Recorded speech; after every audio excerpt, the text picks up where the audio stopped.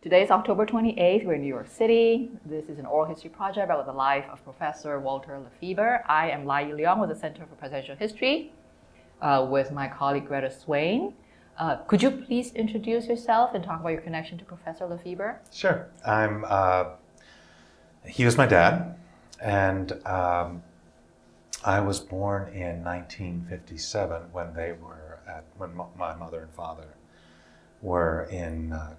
My dad was in graduate school in Madison, Wisconsin, and then they subsequently moved to Ithaca on my father's first appointment at Cornell, and then a couple years later they moved to the Washington, D.C. area for a year while my father was on research, and I believe a pre-tenure leave to assemble research, and that's when my sister was born.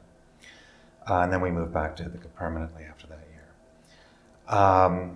I went through the Ithaca City School system and eventually went to Colgate University, which I still don't know what my father thought of that, because obviously many of my classmates at Ithaca High, Ithaca High School was fed primarily by faculty and staff children from both Ithaca College and Cornell. And they would usually end up at Ithaca College or Cornell because of tuition waiver and familiarity and so on. But I ended up at Colgate, which was terrific because it was just far enough away, about an hour and a half to be away, but it was still close enough to get back and forth for both me and my parents. And then I started to use my summers, with great support from my mother and father, to be in the theater and get very high-level professional training, both in New York and at the Williamstown Theater Festival in Massachusetts, which at the time was one of the most renowned, if not the most renowned, theater in the country. And I was very fortunate to have grown up in the theater there, and there is no way I could have done that, obviously, without my mother and father's support. I think they enjoyed it, though, too, coming over and visiting and experiencing that as well. And then after Colgate, I went to Conservatory here in New York at Circle in the Square Theater for 2 years, again with my parents' support. And from there on, I did very, very well. I acted on Broadway for television for several years, and then in the late 80s, I went to graduate school down in the University of Texas at Austin, which again was supported by my father. I had sights on Yale University, of course, because you wanted to come out with a Y on the forehead for drama. But my father actually very much supported the move down to Austin, primarily because of some very fine instructors down there. And it was just a good break from New York for a while.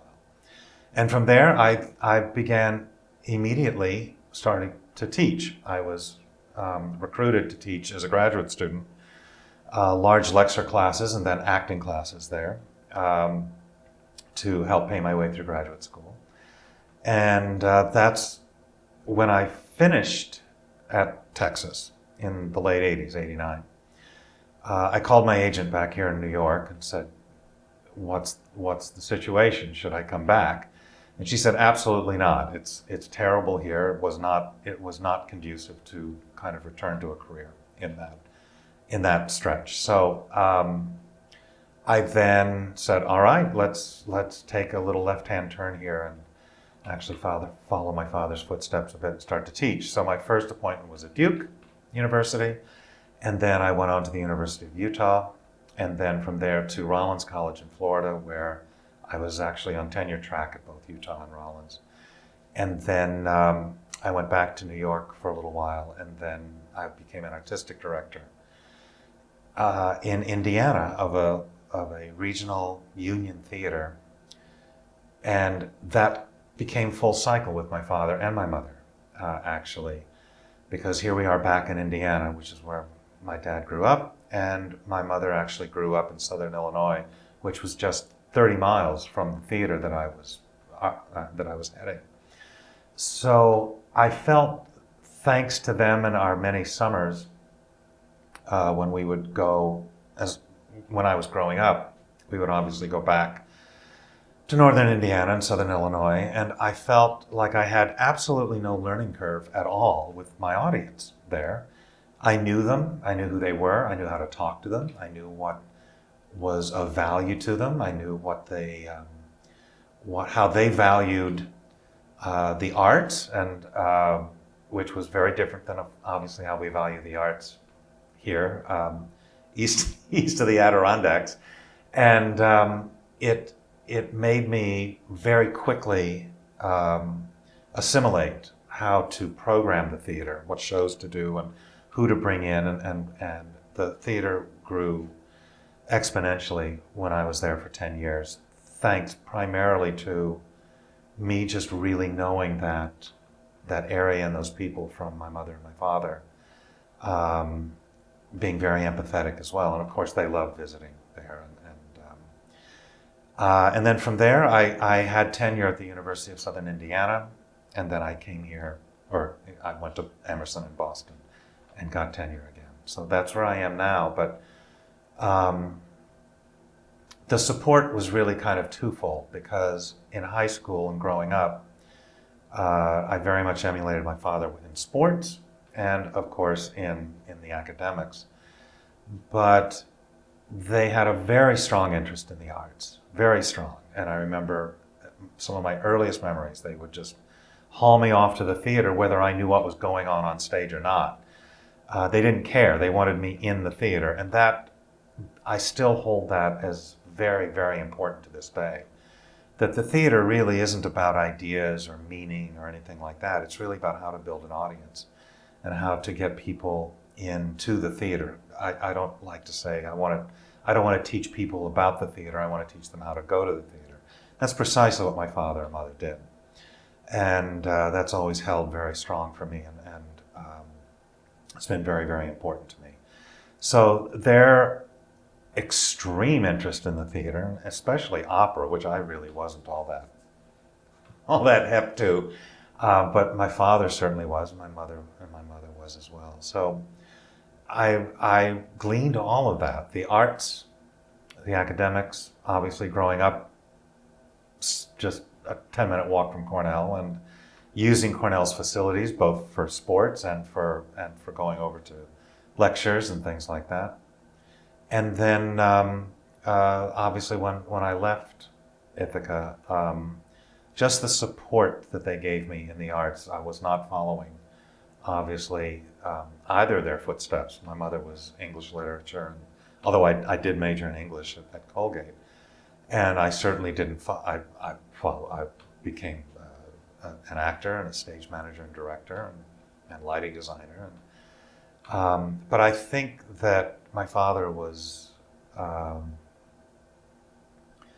intrigued at all of this, and I think it was. I would hope that it was fun for him to kind of share that part of the world and that kind of industry. And it certainly was important to me to not only participate deeply in that industry, but also pull in the academic side as well, which quite frankly is why I wanted to go back to grad school after some very intense years here in New York as an actor, living paycheck to paycheck, but doing very, very well. But there's still that perpetual student in me that obviously I grew up being nurtured for that. So that was why I also went back to grad school. So that's me, but that's also how there was immense support. And there is no way I could have gotten to where I am now and what I've been able to accomplish without that kind of support. Let me start at the end. Thank you for your story. That's a great story. You talk about your parents' love of the theater.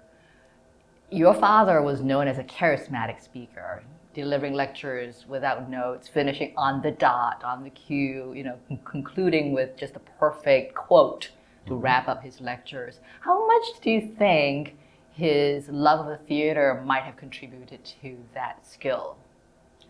I think a lot of it is just in the DNA, to be quite honest. You either have it or you don't. You either have that sense or you don't. He was also highly disciplined, and I remember when we would travel, everything would be right to the minute. So it didn't surprise me that he had an internal clock. I also found out some tricks that he did, though, too. I'll get to those in a minute. I think the other thing, though, was very early on when he left Walkerton, Indiana. I believe he was still in undergrad. I believe. He went to England for, I think, a semester. And he was completely, and I mean completely, thrown in a good way when he went up to Stratford. And I remember I found a card, actually, in a box, going through many things, obviously, after his passing, where he wrote a postcard, or several postcards, actually, to my mother, saying he was, and I can't remember the adjective, but he was completely, in common parlance, blown away. And I think the first show he saw was Taming of the Shrew. And he had never been around that kind of use of language. And that kind of, and of course, you can't really get any better than seeing Shakespeare at Stratford with the Royal Shakespeare Company. I think that was very influential on him. And he mentioned that several times. Didn't really go into detail, but he did mention that was a very influential point in his time over in England. And I think that's maybe where he started to get that, the bug, if you will, or the connection to it. But I'm also the belief that it's just kind of in your DNA, and you do have to kind of be a performer if you're going to be lecturing, especially in front of a large group of students. But even in a small seminar, there has to be a sense of performing, because you're communicating. You're communicating and you're narrating. You're telling a story. And the way that my dad would tell a story in lectures, I never saw him in a seminar setting, I only saw him really in lecture settings, is that he would make history a story. And it would be about individual people, which are the equivalent of characters in a play. And you would follow and track those characters. And I think that was very much in him, and he knew that it worked and it was effective. And he became, obviously, you just get better at it the more you do. I can speak from experience, obviously, on that. And that is, I think, just was part of him, and he enjoyed that. Although he would never, he would never really talk about it, or and maybe it's because it was, a lot of it was subconscious, and it was just part of you. Most of the great actors that I've worked with, and I've been very lucky to work with the very best, they were humble as well. They're very shy, they're very withdrawn, they're extraordinarily intelligent, and they usually don't go around trying to explain their craft, or, in fact, most of them are very reticent to talk about their craft, and I am too. I love teaching it and sharing it, but I don't really know how you get from point A to point B. I just know we do it. And I think my father was the same way. But there are two tricks I picked up. The first one is, I realized when I would go to his Saturday lectures, because that's when I was able to, I'd sit in the back on a step, because all the seats were filled, but I'd just sit on the step in the very back. And after several of these, I realized he was finishing right on the moment. Well, duh. I looked up and there was a clock that he could easily see in the back. And it always amazed people how, well, I always now orient the room. Well, I have a watch too. But I always orient myself, if there is a clock in the room, that I am facing that clock. So I'm always. The other thing is, and people keep talking about how he did it with no notes. Well, I'm sorry to burst the bubble on that. Although there is great skill and obviously knowledge in what he did, but he would write the outline on the board. And when I got to Texas and I was thrown into having to teach a lecture class my first semester, with, I think there were 400 in there, 350. And so I just kind of mimicked my father because I didn't know any better. So I wrote the outline on the board and a light bulb went on. And I went, wait a minute, this isn't for the students. This outline's for me. And now it's my responsibility to fill in between A, B, C, D, E. But I know exactly where this lecture is going because all I have to do is just very nonchalantly turn to the board and point to where we are in and that kicks me into the next thing. Is there skill doing this without notes? Of course there is. Of course there is. And some of the best professors I've had have worked off of notes, and they've been wonderful, wonderful teachers. But there is a sense of performance and a sense of spontaneity that you can get from the fact that you can move from A to B to C to D. But you are reminded where you're going.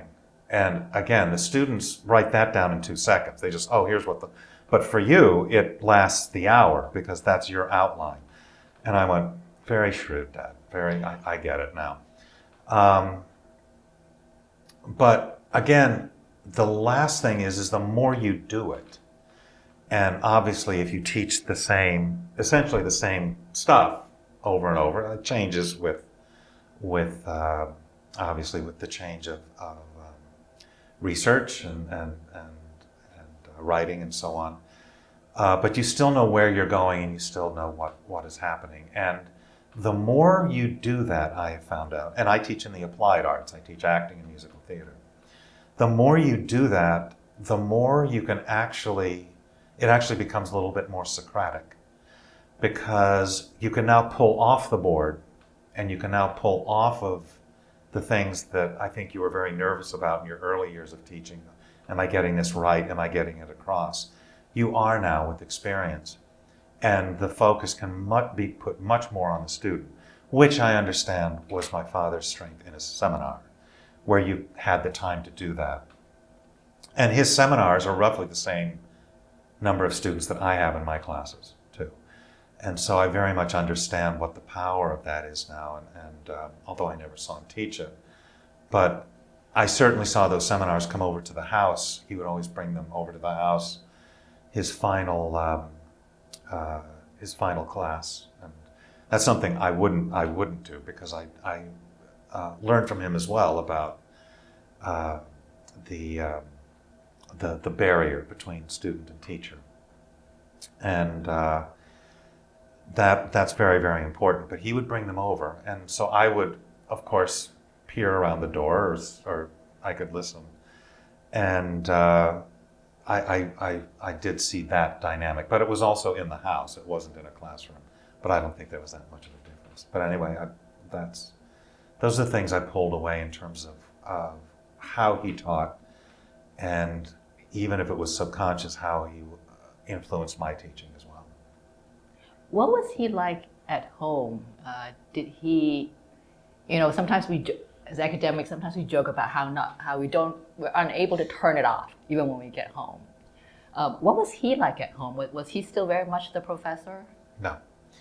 And I learned that too. But you learn that very quickly in my industry, where the saying in my industry is leave your stuff at the stage door and pick it up on the way back out. That's essentially what my father did. He would talk about things that would be happening, but it was very terse, and he would rarely bring it up. It would mostly be from us asking. If there was anything that I remember, it would be discussions about mostly protocol through administration. The administration is helping me with this, they're preventing that, and so on. And it would be a very brief complaint session around the dinner table or something. But I don't think he really wanted to bring that stuff home. You're there from 8 in the morning until 5 or 6 at night. And I remember, and actually my brother-in-law, I think, brought this up as well. He would leave in the morning through the back door and up the driveway. he would always come home through the front door. And I thought that was I never really realized that, although I realized it, but I didn't know what that might have meant. And I think he was coming through the front. He was leaving because that was his morning in the house and so on, breakfast and whatever. Out he goes. And when he comes back, it's to actually come in the front door, which is a little bit more formal, obviously. And I think try to leave a lot of that behind, because the first thing he would hit when he would come through the door is the mail. And I think everything from the mail to flyers from the newspaper, that started to pull him away from the work. So he would discuss some things, but it wasn't in much detail. It was mostly how were my sisters in my day, and what did we do, and it really didn't concern Cornell all that much outside of sports or something like that we would discuss. Much later, obviously, especially with my deep interest in 1969, 70, the events that happened, I would ask him about things, and it would be literally a one-sentence response. He just did not want to talk about that stuff. And I don't know why. I'm sure I'll figure out someday why he would. But there was really no, there really was no in-depth, there was really no desire, I think, to really talk about anything like that at home. I think he wanted to leave that. But we also weren't academics. We weren't the same people he would run into, obviously, in the hall at work. So it was a different energy at home.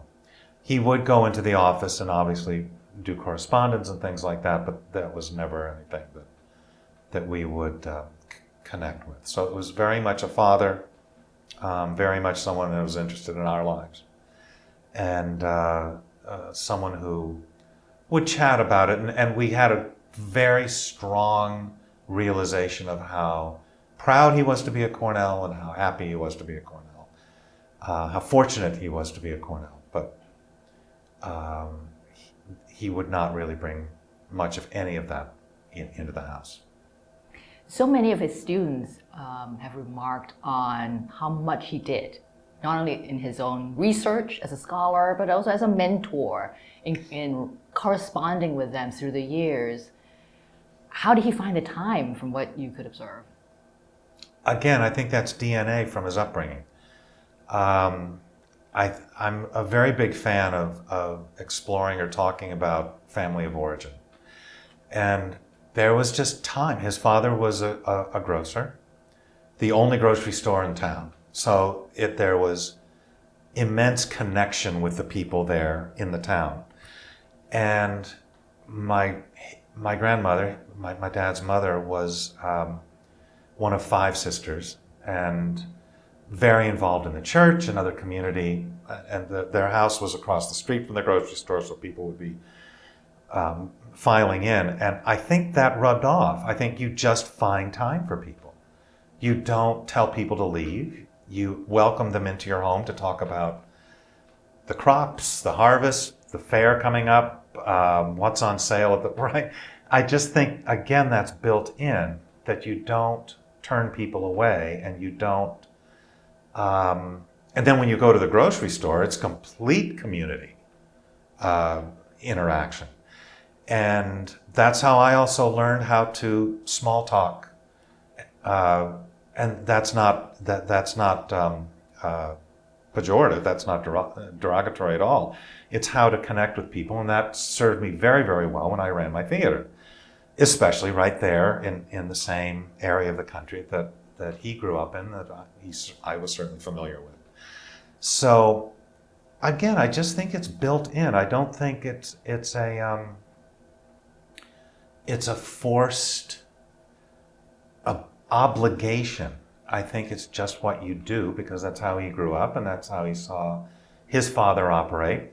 And of course, his father had to operate like that because he wanted the customers. So I just think it's all built in, to be quite honest, and you just find the time, and you have a sense of time. You're not going to stay in the office till 9 at night. You want to get home to dinner and so on.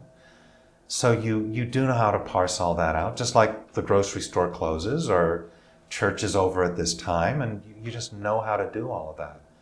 So I think it was learned. It wasn't something that, I don't think it was something that he consciously kind of created for himself. I think it was very much created for him. Many of his students went on to become policymakers, quite high up, in fact, in government. And I realized that might have been later, maybe after you left home, but still, was that something he talked about? Did he talk about his insights into the politics of the day and U.S. policy, U.S. foreign relations with you? No, not much. The only couple times that he would do that is if something was on the news on the TV and he'd start yelling at the TV, and we would understand. And yeah, okay. The other time would be, quite frankly, is when I was in high school and I would have to run all of my papers by both my mom, who was the English major, and my dad. And that's where I would get a blip of something like what you just said. Most of the time, it was about correcting the actual grammar or the structure of the writing or anything like that. It really wasn't about judging the history.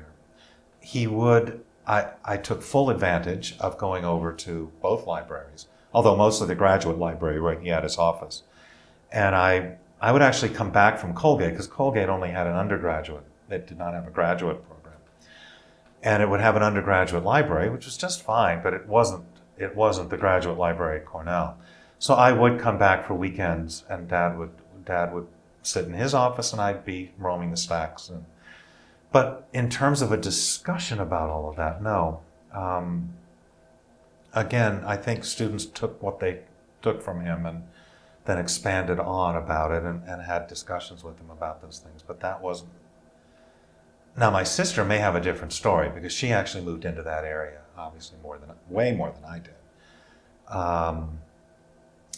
But he never really addressed that completely, either at home or with me that much.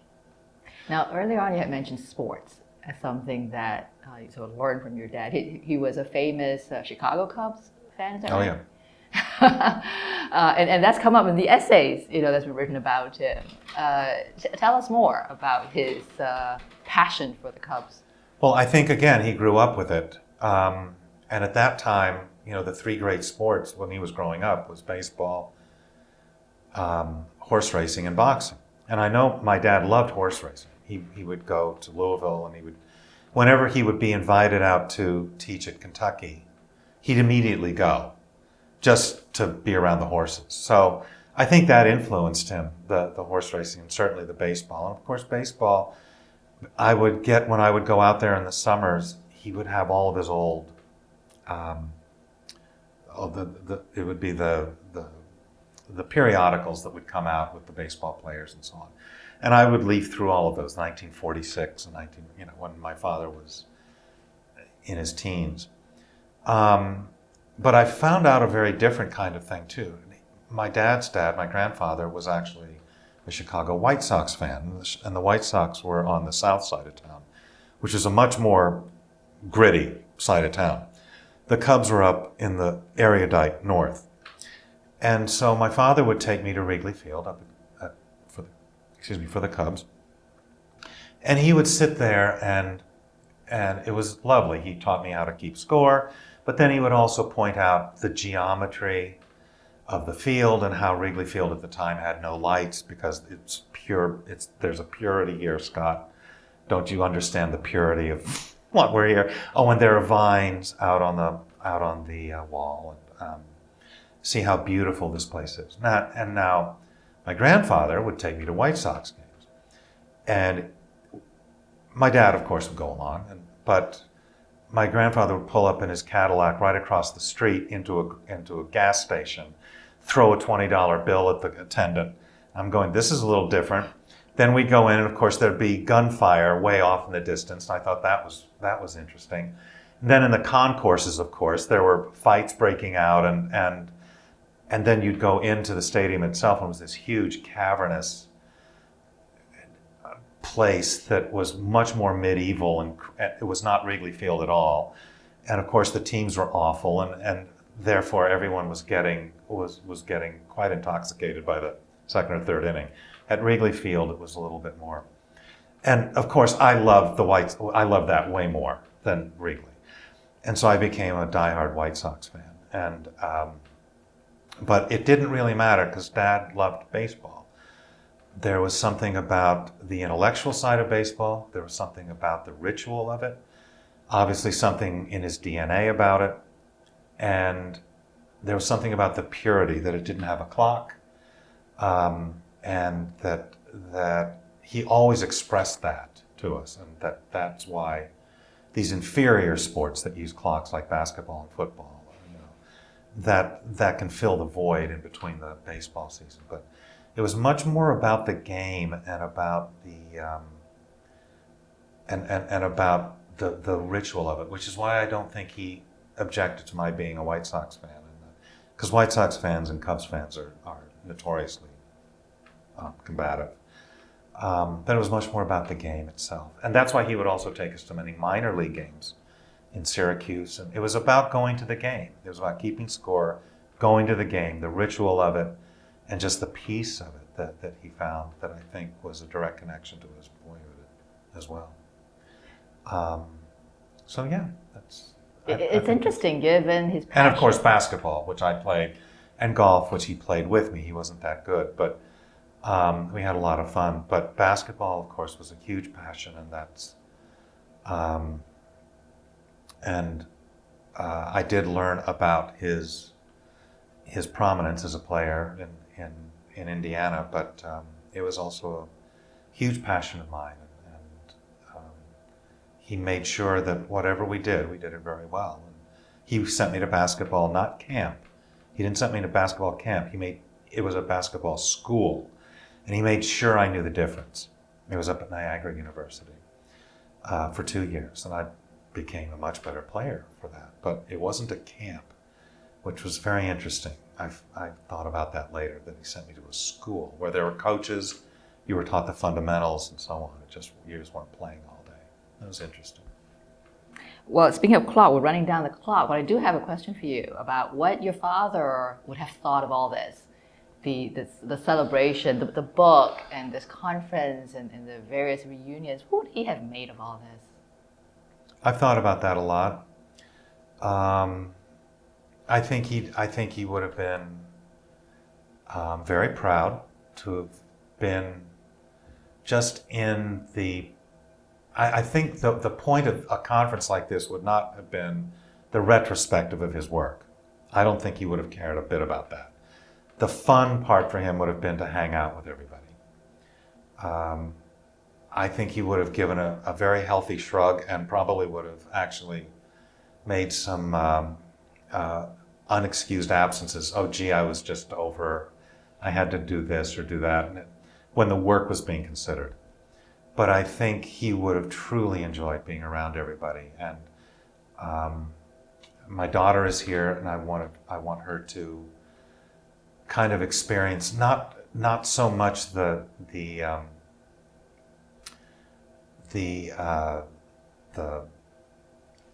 content of what is being said, although I think there's been some interesting things said, and I think there's a panel, especially this afternoon, that'll be fun for us too. But I think it's really about meeting the people, and it's about seeing how there's great affection, mutual affection, for not just for my father, but for everybody in the room, and obviously a connective community where everybody had many of the same experiences, even though it was over 4 decades or 5 decades. I think that's what he would have enjoyed the most. I think he would have found ways to get out of the actual discussions, but I think he would have found very clear ways to be very joyful about joining in on dinners and talking and connecting. I think that's really, I think he would have truly enjoyed that.